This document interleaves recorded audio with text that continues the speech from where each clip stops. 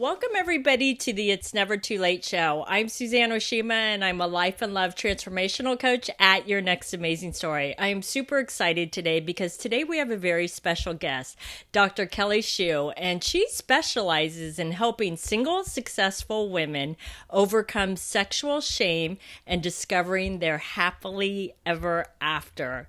And today we're talking about it's never too late to reclaim your power after an STD diagnosis, because I know, ladies, that can be really devastating to get back out there and date after you've been diagnosed with an STD. But Kelly is here to fully empower you and really take back, your power and finding love again, because it is possible. So welcome, Kelly. I'm so excited to have you here.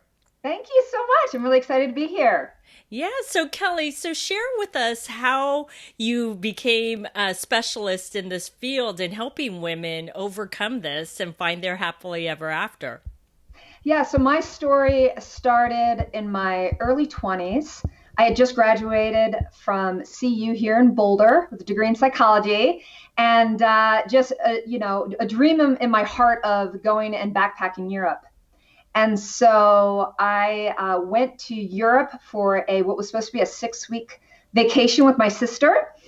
And on that trip, my sister got a phone call that she had the opportunity to do a chorus line. She's in musical theater in Hawaii. So she took that opportunity and she came home early. And there I was, little sister in Europe with big dreams and big hopes of really seeing the world. And so what started out as a Western European trip, all of a sudden I was globetrotting and met amazing people along the way. I found myself in the high country of Nepal right around Christmas time. And it was, we had tons of snow. I had met a couple men that were trekking with me high in the mountains. And so we had been trekking for probably about a week together every day, hiking for 10 hours a day.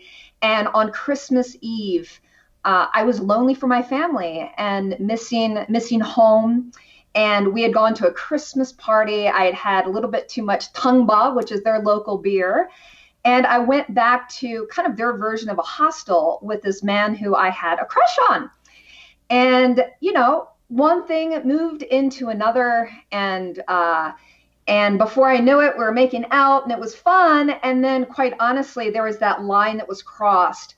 And I look back and I thank God I wasn't raped. And I say that because I know so many women find themselves in that position where a line is crossed and they're saying no. Mm-hmm. And, hopefully that partner pulls back. And I was grateful that this person did. And unfortunately, though, the next morning, I woke up and I had symptoms and it hurt to urinate and it hurt to walk. And I felt flu-like symptoms and I knew something was really wrong. And he had had a cold sore on his mouth. And so fast forward, trekking out in this high country, making it to Kathmandu, going to a clinic, and I'll never forget the day. Dr. Pandy, and she had this stark white collared, jacket, the lab jacket, and in her Nepali voice, which I won't try to replicate, Dr. Pandy told me that it was in fact genital herpes. And my life came crashing down in that moment. It's like your worst nightmare. And so I know women are listening and they've received that diagnosis or something similar of this shaming. And, I can remember going back to where I was staying and crawling up in a ball, and shaking, fetal position, thinking my life is over. Right. And I know some women are actually suicidal over this diagnosis. And I cried my eyes out alone for days on end, made it into New Year's Eve. And, I didn't think I'd ever be able to be a mama. I was 23 years old. I didn't think I'd be able to bear children naturally. I thought that I was dirty and disgusting and that no one would ever love me. And here's a kid coming out of school where it's you can live the dream, you can have anything you want, and I had always been the good kid and I didn't sleep around and I hadn't even slept with this guy. And, here I was, like everything came crashing. So that was my starting point.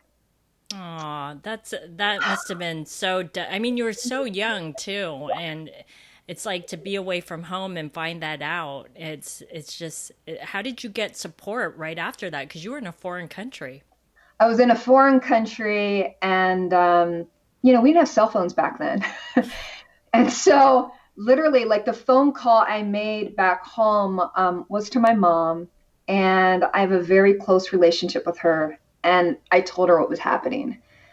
And I tell ladies that I work with, you know, having a safe place to share. So whether it's a mother, a best friend, somebody, a community, I believe that that's the first step.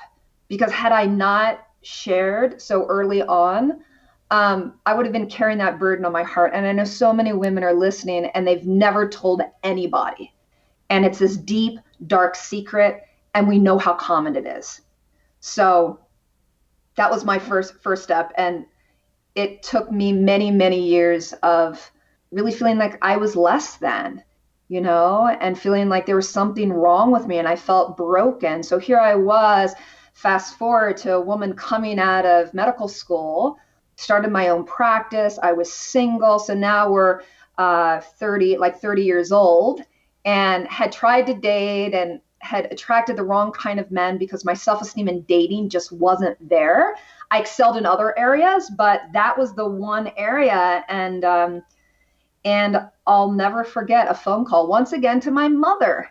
And I had been dating, I remember one man, I was in a long-term relationship. He was emotionally abusive and manipulative. And I've been down that road of when you don't have that self-esteem and self-confidence, you don't attract good mates and good partners because you don't think you're good enough.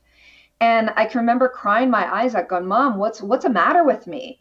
Do you think it's because I have herpes? Do you think, my expectations are too high? Should I just give up?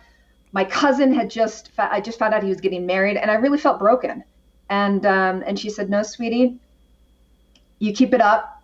You keep your expectations high. There is nothing wrong with you. And so that was a turning point. Like, no, I am not broken.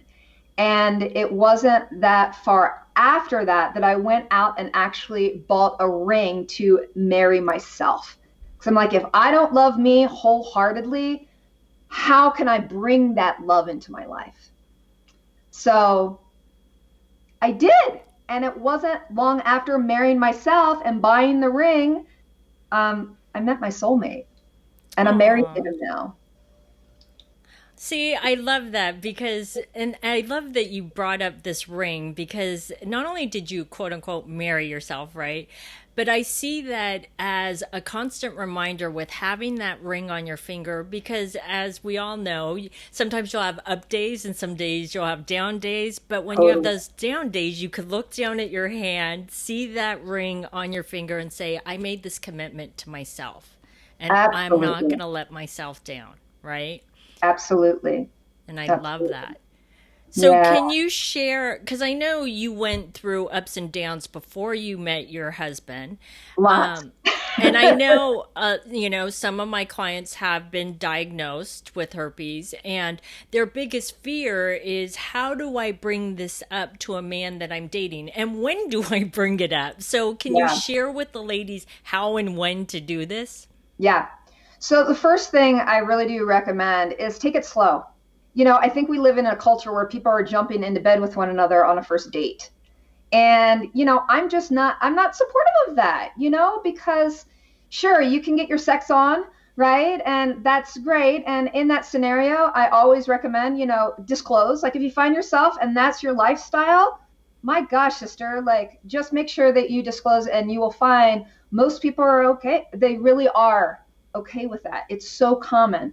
But outside of that, someone who's wanting to go on a date and just have sex and be over with it, like women who are really looking for that long-term partnership, which is what I really specialize in, the timing of it is, first of all, give yourself time to get to know somebody. Make sure that this person is worthy of that part of yourself. Like I call it the secret garden. Like, I think let's go back to courtship. So that's the first thing. You don't have to disclose on a first date, and I don't recommend it if you're not exposing that potential partner.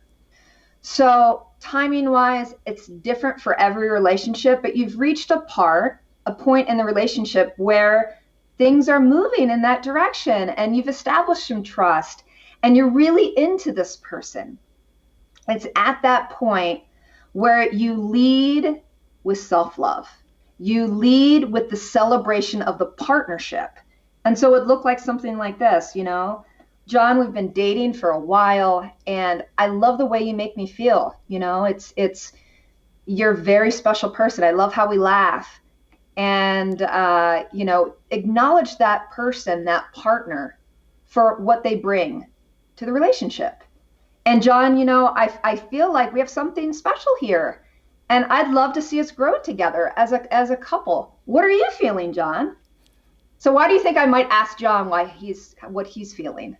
Because you want to make sure you're both on the same page? Yes! Because if he's not on the same page, then you don't want to have that conversation. Yes. And what I say is, then he's not talk worthy. Yeah. Right? And, the women that I specialize and work with, they are looking for long-term monogamy. They want to get married. They want to have kids. They're often successful in other areas, but it's this one area. So that's the first step, is get to know these partners. Don't move so fast. So often in that scenario, John will be like, you're freaking awesome, right?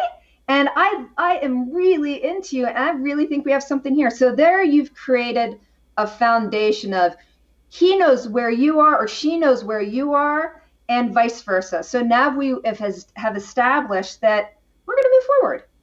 So that's the first step, right? The next step I call the confidentiality step, which is something that goes like this. John, there's been something that's been on my heart and it's private for me. I don't share this with everyone. Can we keep it between you and I? And John's probably going to be like, yeah, what's up? Right? So that's the second step, is really asking for that confidentiality, and it creates that safe, sacred space. So that's the second step. Okay. And then the third step is the one women are most challenged by, which is the disclosure step. And I remind women it's a two-way conversation, and it's an opportunity to share and educate and ask, you could start with, have you ever been tested for STDs? Or John, have you ever gotten one of those cold sores or dated someone that has? Because what we know is if someone has a cold sore, they actually have herpes. They carry the herpes virus. Most people don't know that. Yeah. Can you differentiate between, I know there's two differentiations. There's herpes simplex 1 and 2. Yes. And I think a lot of people don't know the difference between the two. Yeah. So they're genetically almost exactly the same. Mm-hmm. For all intended purposes, they're almost exactly the same. But here's how they're different. Mm-hmm. Type 1 can be found in the oral facial area in the mouth. We'll also see it on someone's lip or the corner of their mouth. Mm-hmm. We often see that like right around cold season, right? Mm-hmm. That's what people know the most. But that same virus can also be found genitally, okay? So type 1 can be found above the waist and below the waist. And we have antibodies that circulate that can be tested for whether or not you have that strain. Type 2 is just a little bit different in that 99% of the time it's just found in the genital area. Same symptoms, same diagnosis. It's just the DNA is just a little bit different and its preference in the body area is different. So you're rarely, for all intended purposes, we just say, you're not going to find HSV2 in the mouth area. Is it possible? It's possible, but it's so small. So those are the main differences. Okay. So when she asks him if he's ever had a cold sore, then where should she take the conversation? Yeah. So what I love to say is, find out, has he ever had a cold sore, or has he had a partner? Because if he has a partner, we've also known that he or she has already been exposed to the virus. And so there's a good chance that they might already be a carrier. So it's just kind of like, okay, this is a conversation that we need to have. And I am a carrier of this virus. And then she would say specifically what that means for her. So at this point, I'm hoping that she's been tested to know what strain of the virus she has. Mm-hmm. And that helps in this conversation. So if she has the type 1 genitally, which is what I have, and John gets cold sores, then she can't give him genital herpes. She can't give it to him. He already has it, even though if it's in a different site. Right. So that's that scenario. So it gets a little complicated, I know, right? Mm-hmm. But it is like, you just want to make sure, like, this is what I tell women is like, we know our bodies. We're the ones that have periods, and we have, we make babies, and men rely on us to like be in control of our bodies. So when you hold it in a space of like, look, this is something I have, we can have a totally normal sex life. The chances of me transmitting it to you are so slim. This is no big deal, but I care about you enough to have this conversation. Right. Yeah. Is it possible, because you talked about someone being a carrier, but then is it possible for someone to be a carrier and not have herpes? No. Okay. If you're a carrier, you have herpes. Mm-hmm. It just doesn't tell us whether or not you have symptoms. There are 85% of the population that are carriers of this virus, and they've never been diagnosed because they pretty much don't get symptoms. Right. And I would love for you to share about that, because I was reading some statistics on that and how a lot of people don't know that they actually have it, and they're just having sex freely, and that's why it spreads so quickly. So can you talk a little bit about that? Yeah. So, it's one of those things where when you go and get an STD test, it may or may not include herpes as part of the test. And so that leads to a lot of people having sex thinking that they aren't a carrier for anything, right? Mm-hmm. And so it's a two-sided coin, because on one hand, so many people have it that doctors and healthcare providers and even the CDC, the Center for Disease Control, says, what's the big deal? We don't need to get tested because so many people have it. Why spend the money to get tested? So that's on the one hand, and then that leads to it being spread that much more easily.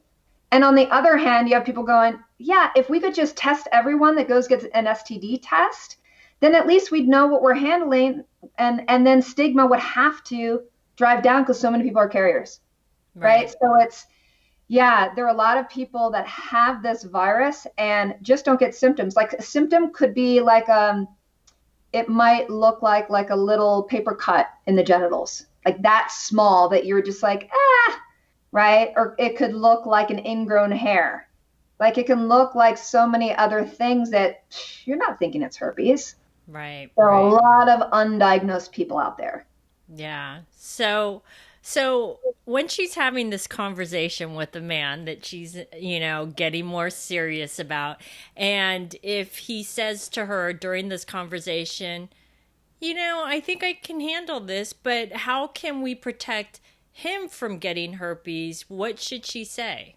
Yeah. So what I always say is, well, let's get you tested first and see if you're not already a carrier. Because you might be in a situation where he's already a carrier, he doesn't know it, and he's not even at risk for contracting it from you because he already has it. So what I tell women, you need to have a baseline. Let's figure out, and then you know what you're dealing with. But really, there are long-term monogamous couples that the only rule that they follow is to not have sex when they have symptoms. Mm-hmm. And if that's the only rule that they follow, and they don't even use condoms, mm-hmm. The risk of transmission is only 4%, which is quite slim, which means 96% of the time, there's going to be no transmission. So there are two ways that we can drive that number even down further. First one is a condom. Mm-hmm. So if a couple decides to use a condom, then we've gone from 4% to 2%, which is significant. And then there are women that choose to use antivirals. And if those antivirals are used daily, then we drive that number down to 1%. So what I say is, if you went to Vegas and I told you you had a 96% chance of winning money, would you take the risk? Yes, of course. Why wouldn't I? Totally. Now that's language most men really get. They're like, yeah, you put it in perspective. And it's really helpful. But yes, condoms and antivirals are the two things. Okay, that's a really good point. I love how you brought that up in the 96%.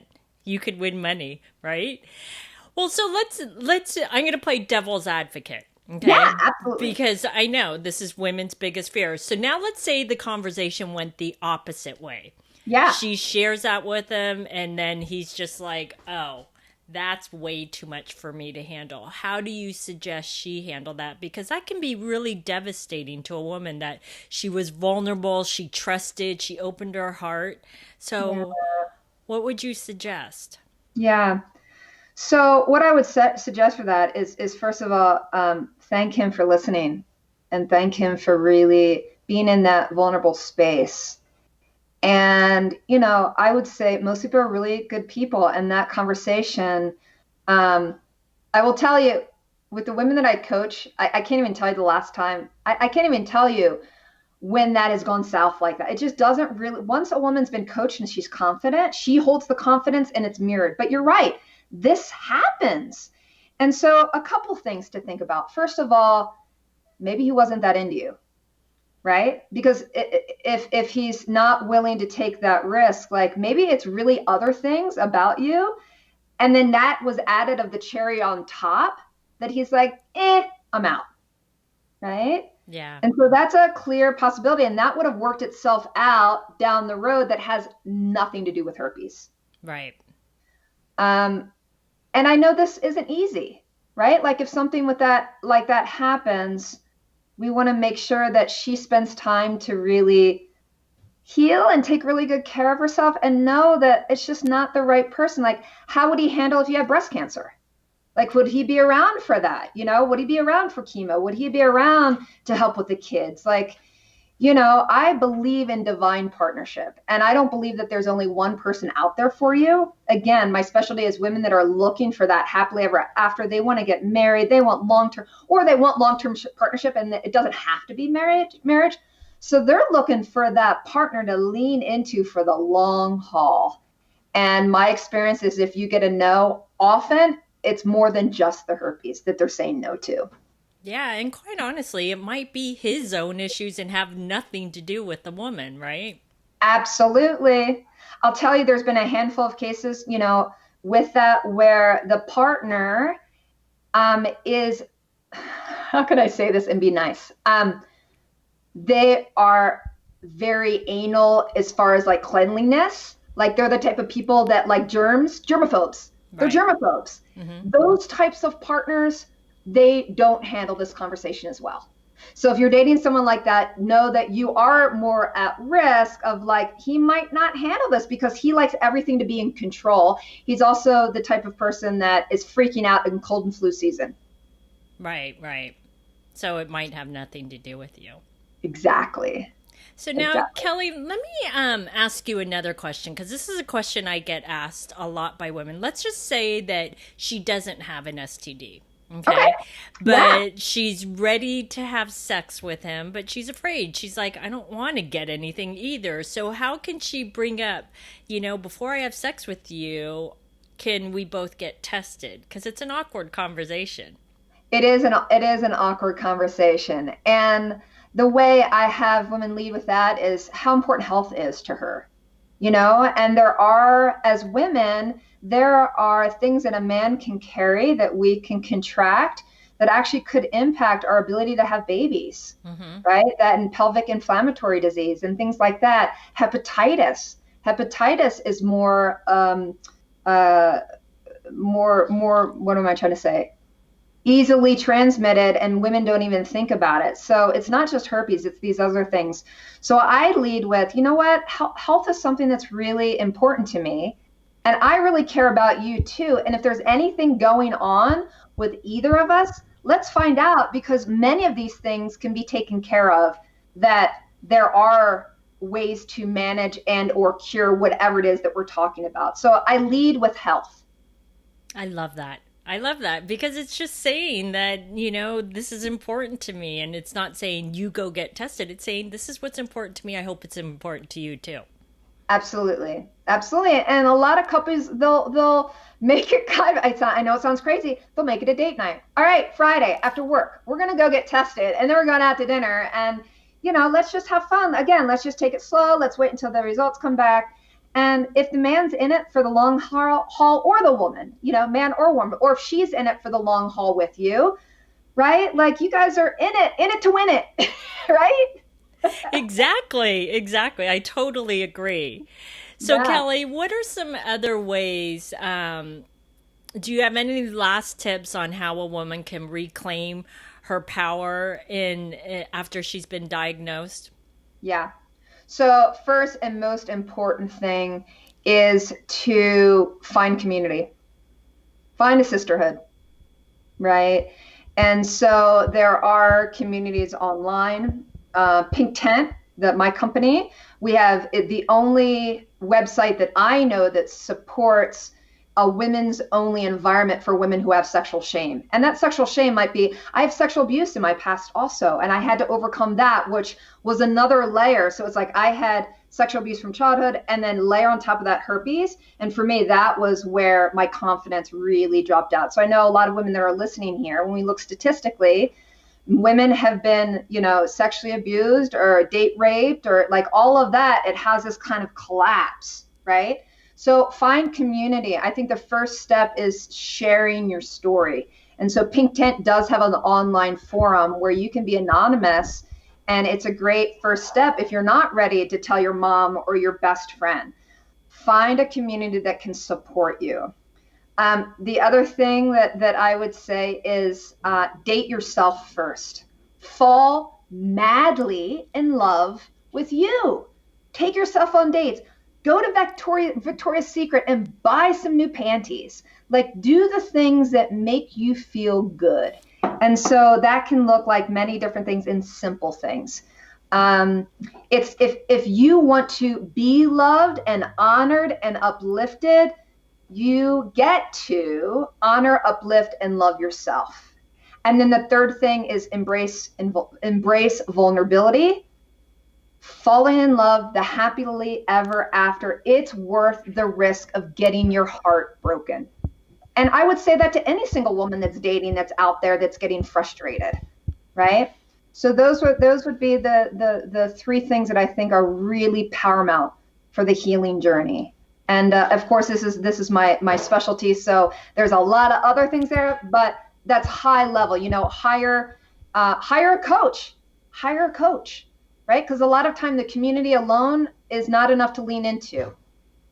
So consider hiring a coach that specializes in sexual shame and getting your power back, because there's a lot we can do. Exactly. I love that you shared that. And then you can find a husband like Kelly's who brings her water during the interview and is so thoughtful. He's awesome. Right. Awesome. I know. So that was amazing. So, Kelly, thank you so much. This has been a wealth of information. I know a lot of women out there are feeling so relieved because they've been hiding this. They've been living in shame and they haven't shared it with anybody. And I love that you just empowered and inspired these women who are feeling that way. So, Kelly, how can the ladies find you? The easiest way to find me is to go to my website, pinktent.com. So the color pink and like a tent. And, on that website, you can have a private session with me. I offer irresistible you sessions, which in a half hour, it's complimentary. I can talk to a woman and discover what is her best next step. And so that she can share her story with me. I'm a sacred, safe place. So it's a place to lean into and discover if you are a good fit for coaching and taking that next step. So our community is amazing resources. There are free downloads. There's a wealth of knowledge. So just go to pinktent.com. Awesome. Well, thank you so much, Kelly. You're so welcome. And thanks everybody for joining us on the It's Never Too Late show. The show is available both in video format and audio format, which are both available on yournextamazingstory.com. And if you would like to get our free ebook, How to Create Your Next Amazing Love Story in 3 Simple Steps, you can click right here on the video, or you can go to yournextamazingstory.com.